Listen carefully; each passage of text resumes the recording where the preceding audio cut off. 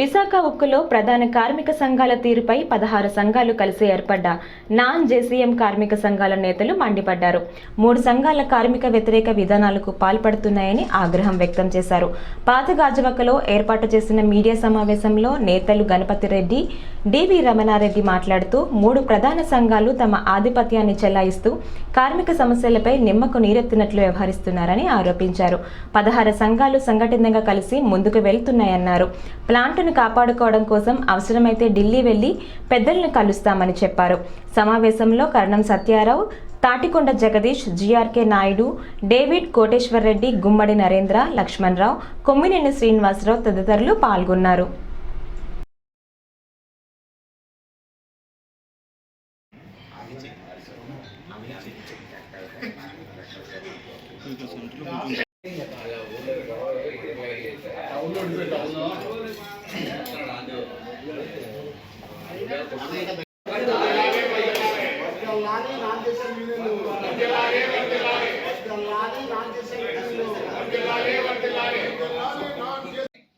ఎప్పటికైనా మనందరం ఐకమత్యంతో యాజమాన్యంకి చేస్తున్న పనులకు వ్యతిరేకంగా ఒక సంఘటితంగా ఏర్పడి ముందుకెళ్ళకపోతే ఇన్ ఫ్యూచర్ ఈ ప్లాంట్లోను ఫైనాన్షియల్ బెనిఫిట్సే కాదు, ప్లాంట్కి కూడా ఆపదొచ్చే పరిస్థితి ఉందని అందరికీ కూడా మేము ఈ సందర్భంగా చెప్పాలనుకున్నాం.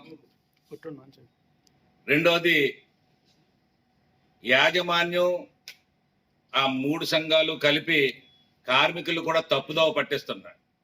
ఏ విధంగా తప్పుదోవ పట్టిస్తున్నాయంటే, BF3కి ఆ రోజు ప్రధాన కార్మిక సంఘాలు ఏం చెప్పాయంటే, BF3 గురించి కానీ ఎవరైనా సెయిల్ కానీ ఏదైనా పబ్లిక్ సెక్టార్ వస్తే మేము ఆమోదిస్తాం తప్ప ప్రైవేట్ వాడు వస్తే లోపలికి కూడా అడుగు పెట్టడం అని ప్రగల్భాలు పలికిన యూనియన్లు వాడు వచ్చి ఆల్రెడీ స్టార్ట్ చేసి నేటికి సుమారు 29 రోజులు 30 రోజులు అంటే లాస్ట్ మంత్ 30 తారీఖున వచ్చాడు.